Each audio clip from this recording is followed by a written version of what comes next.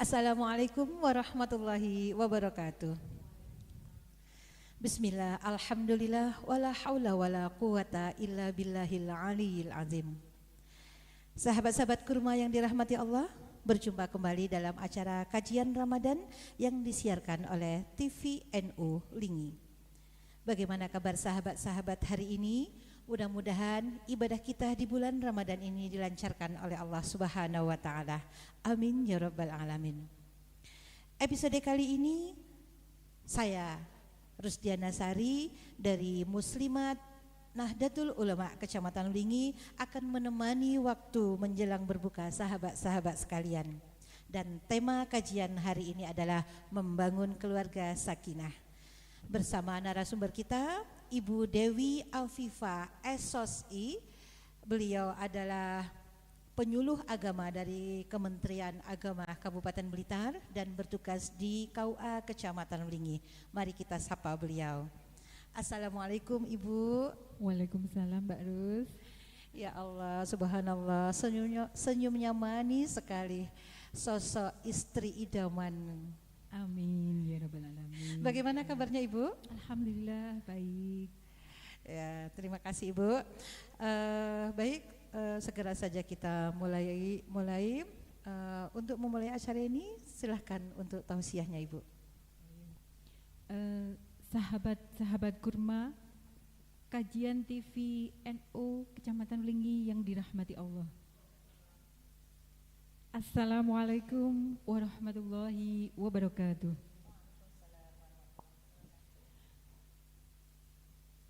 Pada kesempatan hari ini kita akan sharing tentang bagaimana membangun keluarga sakinah.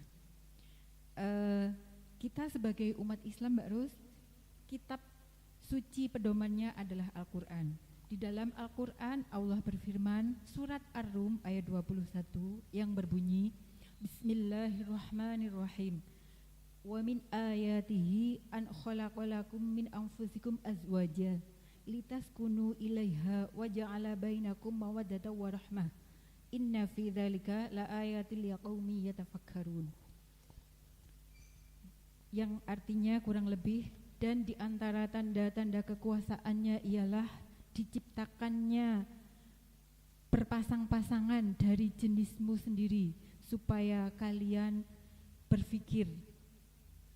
Dan kemudian kita mempunyai nabi panutan, yaitu Nabi Muhammad SAW. Dalam sebuah hadis yang diriwayatkan oleh Imam Bukhari menjelaskan bahwa seorang wanita itu dipilih untuk menjadi istri dengan pertimbangan 4 hal.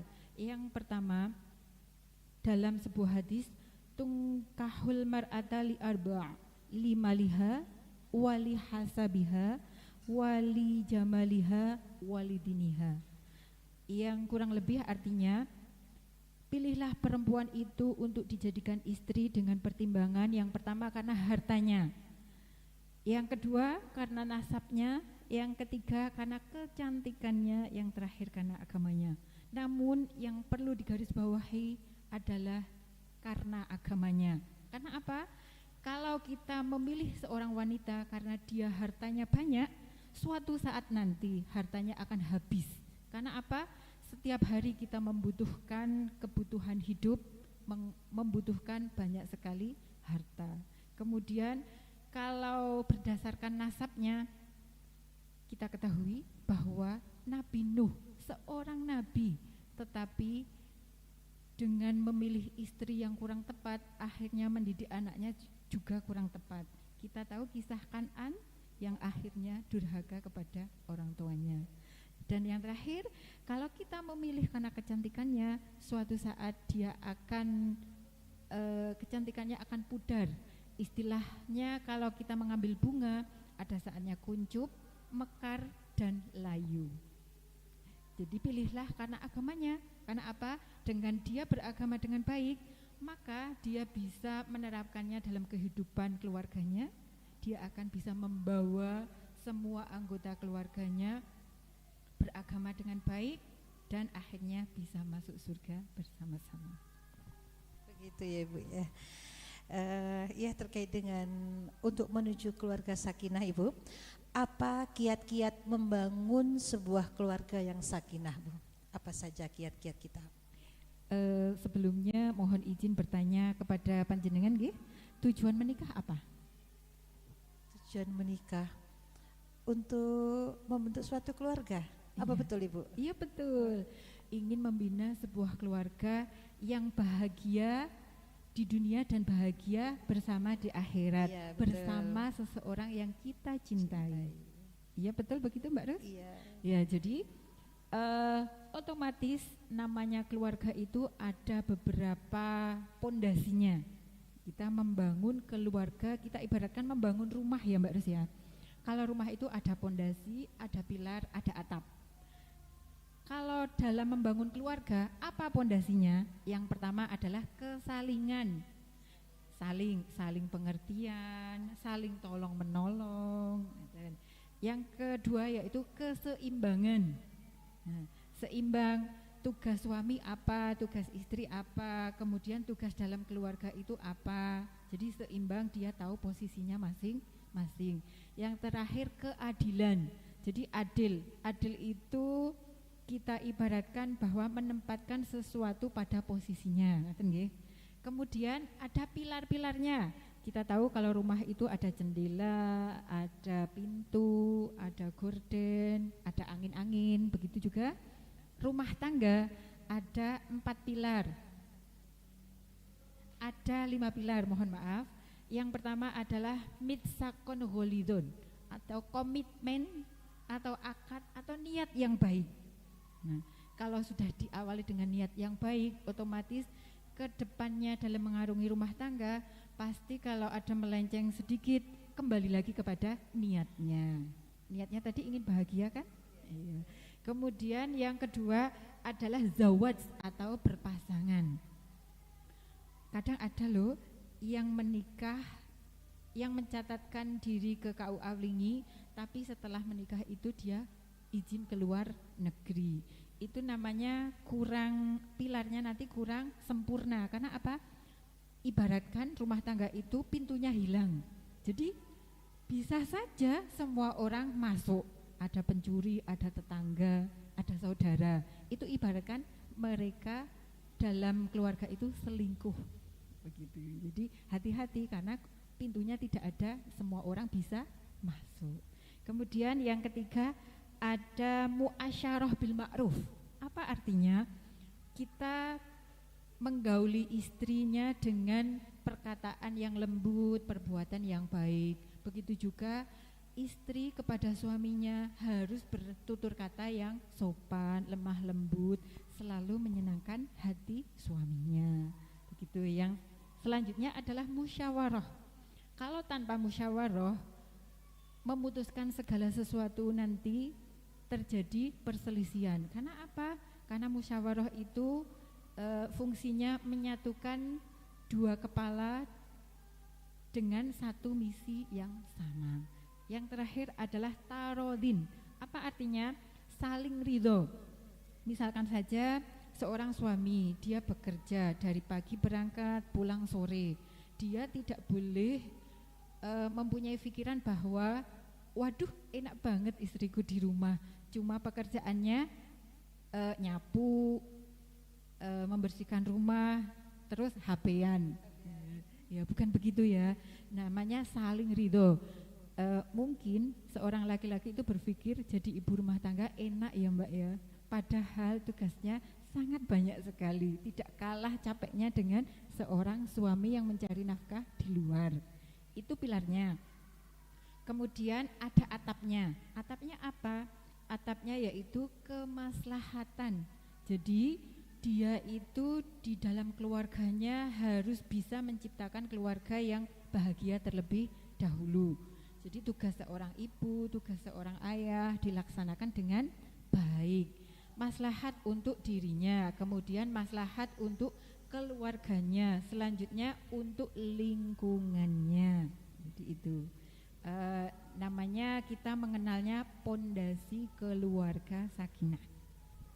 Ibu, ya sahabat-sahabat, jika 5 pondasi tadi kita terapkan di dalam rumah tangga, insya Allah tidak akan terwujud keluarga yang sakinah, mawaddah, warahmah. Bisa dibayangkan indahnya kebersamaan di dalam rumah itu sehingga rumah itu menjadi baiti jannati gitu ya Bu ya. Iya, betul. Rumahku adalah sekali. surgaku. Jadi seandainya sang suami atau anak-anak itu ada di luar pengennya cepat pulang gitu, ngumpul gitu ya Pak. Karena saking indahnya di rumah seperti surga kan. Iya, seperti itu. sangat nyaman berada di keluarga. Iya, begitu. mudah-mudahan keluarga kita semua dan sahabat-sahabat semua bisa menerapkan 5 pondasi yang disebutkan tadi Ibu ya. Untuk lebih mengingatnya ada tepuknya Mbak Ros. Apa itu? Nah, kita belajar bersama-sama ya. Oh iya, seru ini. Iya, ada gerakannya juga. Bisa diikuti ya yang di rumah. Tepuk sakinah, berpasangan, berpasangan, berpasangan. Janji kokoh, janji kokoh, janji kokoh. Prok prok prok. Saling cinta, saling hormat, saling ridho. Tepuk sakit. Sebentar ya, saya ulangi.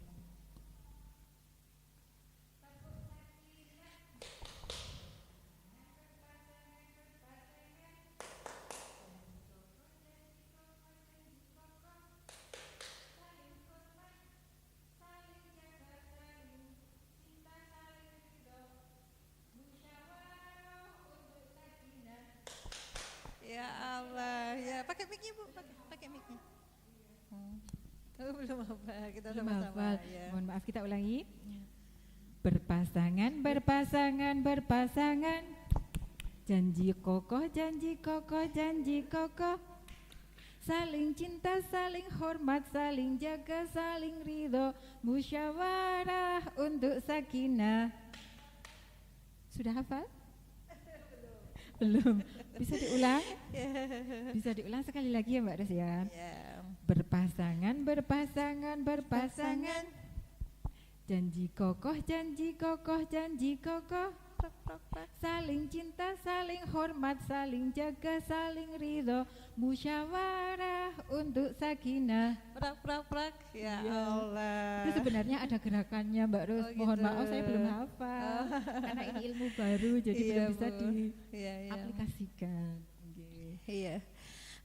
Baik Ibu, terkait dengan keluarga sakinah tadi ya.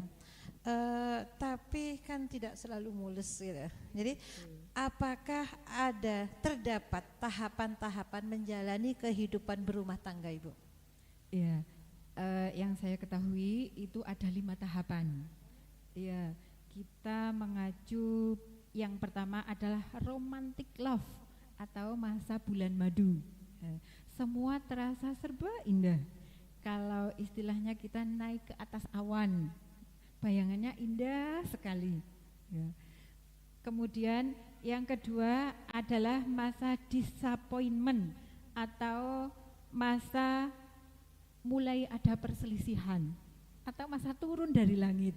Jadi ya misalkan kurang lebih dialami pasangan yang sudah menikah dan baru mempunyai putra yang pertama. Kadang kata-kata sedikit saja salah satunya tersinggung, kemudian menaruh barang salah, ya sedikit-dikit kurang berkenan di hati. Jadi itu adalah masa disappointment atau masa turun dari awan, istilahnya begitu. Apa namanya Bu? Ketahuan sudah ketahuan apa namanya? Kebiasaannya. Ya, Gitu. betul. Iya. Selanjutnya ada masa knowledge atau mencari ilmu. Jadi pasangan tadi sudah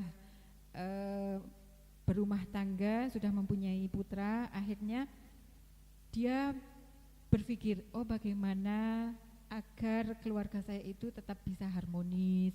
Jadi dia ikut kajian, kemudian belajar kepada senior, misalkan kakaknya atau orang tuanya begitu, atau ikut-ikut kajian yang biasa-biasa live YouTube juga bisa, atau lihat di Dr. Aisyah Dahlan itu tipsnya sangat banyak sekali, menjadi istri yang solehah begitu. Kemudian setelah melewati masa mempunyai ilmu, akhirnya dia menerapkan dalam kehidupan rumah tangganya, mulai berbenah diri. Kalau kemarin ilmunya begini, oh saya terapkan begini, ilmunya begini, saya terapkan begini. Karena apa? Setiap ilmu itu belum tentu cocok diterapkan di keluarganya masing-masing. Kemudian yang terakhir adalah masa the real love atau cinta yang sesungguhnya. Ini bisa dikatakan rohmah, kan? Sakinah, mawaddah, warohmah. Nah, rohmahnya ini ada pada tahapan yang kelima. Karena apa?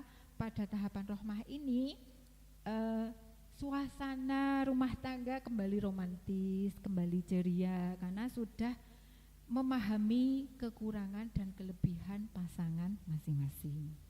Demikian tahapan pernikahannya. Ya, mungkin di usia-usia pernikahan itu seorang istri bisa berorganisasi misal untuk menambah ilmu pengetahuan gitu ya Bu ya. Iya betul, itu sangat disarankan karena apa? Dengan dia ikut organisasi, otomatis dia dapat ilmu, otomatis dia akan menerapkan dalam keluarganya.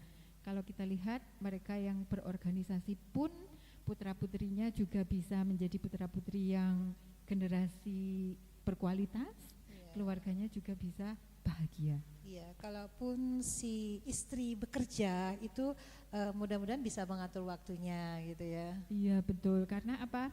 Kalau seorang istri itu bahagia, dia akan memancarkan kebahagiaannya kepada putra-putrinya dan kepada suaminya. Maka kalau seorang ibu bahagia, anak akan 3 kali lebih bahagia. Suami pun juga ikut bahagia. Jadi kunci pertama dalam rumah itu adalah seorang ibu. Ibu itu tidak harus cantik Mbak Rus. Yang harus ada adalah ibu yang kuat. Karena dia sebagai pilar. Pilarnya harus kuat. Menyangga semua anggota keluarganya. Ya Ibu, terkait seiring perjalanan berumah tangga bersekian tahun gitu kan, itu pasti akan terjadi konflik-konflik dalam rumah tangga yang bermacam-macam Ibu ya. Terus bagaimana caranya agar keluarga tetap bisa harmonis Ibu? Menurut yang saya tahu, kita itu sebagai manusia mempunyai 5 baterai kasih sayang. Apa saja itu? Yang pertama, kita harus mempunyai kosakata tentang kalimat-kalimat pujian kepada pasangan kita. Misalkan, sayang, terima kasih sudah mendampingiku. Itu membuat hati menjadi bahagia. Kemudian sayang, gitu. Kata-kata sayang itu sangat menenangkan hati dan pikiran. Jadi sering-seringlah mengucap sayang kepada pasangannya masing-masing. Harus pasangannya masing-masing lah ya, tidak boleh yang lainnya. Pasangan yang lain. Iya betul. Iya. Kemudian yang kedua yaitu waktu yang berkualitas. Kita ketahui kalau masing-masing bekerja, otomatis waktu berkualitas itu sangat sedikit sekali. Jadi usahakan kita mempunyai me time, waktu berkualitas bersama pasangan terlebih dahulu, kemudian bersama anaknya, kemudian dirinya sendiri, karena itu sangat penting. Kalau hanya salah satu saja yang dibebankan, akhirnya salah satunya kurang dapat perhatian. Itu bahaya sekali, karena apa? Hidup itu tidak akan terulang. Jadi ciptakan momen yang terkesan indah supaya kita nanti dikenang oleh anggota keluarga sebagai pribadi yang penuh keceriaan dan penuh tanggung jawab. Kemudian yang ketiga, baterai kasih sayang dalam kehidupan keluarga yaitu hadiah. Hadiah. Seorang suami memberi hadiah kepada istri itu tidak harus berupa kado yang mahal. Ya. Apa? Misalkan itu yang paling mudah adalah bunga yang ada di taman. Misalkan di depan rumah kan ada bunga, atau di depan tetangganya, rumah tetangganya itu ada bunga. Penting punya tetangga maksudnya. Iya betul, tapi harus izin loh ya, biar halalan toiban. Seorang perempuan tidak mungkin menolak kalau diberi bunga. apalagi bunga bank ya Mbak. Pasti Jangan, Bu, bahagia bunga sekali. bank itu haram Ibu. Bercanda, karena dapat bunga itu istilahnya kecantikan, simbol seorang wanita yang wangi begitu. Jadi dia pasti tidak akan menolak kalau diberi bunga. Ya. Kemudian adanya pelayanan. Misalnya apa? Mengantarkan belanja. Itu sudah namanya pelayanan. Kemudian menyiapkan makanan atau menyiapkan kopi, itu namanya pelayanan. Terus yang terakhir adalah sentuhan fisik. Ya, misalnya apa? Misalnya kita sebagai perempuan sangat suka dicium di kening. Kemudian apalagi dipeluk dari belakang ketika memasak. Senang sekali. Iya, atau ketika kita tidur, itu namanya sentuhan fisik. Nah, itu 5 baterai kasih sayang yang bisa diterapkan dalam kehidupan berumah tangga supaya tetap romantis dan harmonis. Ya, subhanallah. Gimana sahabat-sahabat? Sering disayang gak sama pasangannya? Tapi gak boleh pasangan yang lain loh ya. Ya, subhanallah. Sahabat-sahabat sekalian, tidak terasa episode kali ini sudah sampai di penghujung acara. Mari kita dengarkan closing statement dari pemateri kita. Silakan Ibu.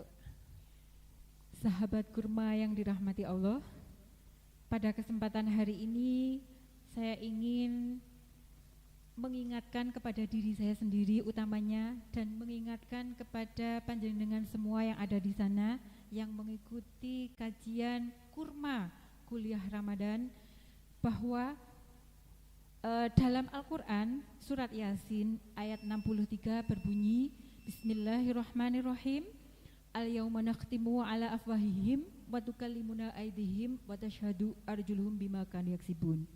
Yang artinya kurang lebih, pada hari ini kami tutup mulut mereka dan berkatalah kepada kami tangan mereka, dan memberi kesaksianlah kaki-kaki mereka terhadap apa yang dahulu mereka lakukan ketika masih hidup di dunia. Jadi mari kita sajikan keluarga kita, kita niatkan membangun keluarga yang sakinah mawaddah warahmah dengan menjalani kehidupan di dunia ini bahagia bersama dan bahagia pula di akhirat. Otomatis panduannya adalah Al-Quran. Al-Quran itu harus dibaca. Karena apa? Pada hari ini teman-teman lebih banyak membaca WhatsApp daripada membaca HP. Daripada membaca Al-Quran, mohon maaf ya. Jadi itu harusnya seimbang antara membaca Al-Quran dan membaca WhatsApp. Karena apa? Dengan Al-Quran walaupun tidak tahu artinya, bisa memberikan syafaat kepada kita di hari kiamat nanti. Jadi keluarga yang kita bangun harus mengikuti pedoman kitab suci Al-Quran. Demikian dari saya, kurang lebihnya mohon maaf, semoga bermanfaat. Begitu. Baik Ibu, terima kasih atas materi-materinya yang seru nggih sahabat-sahabat.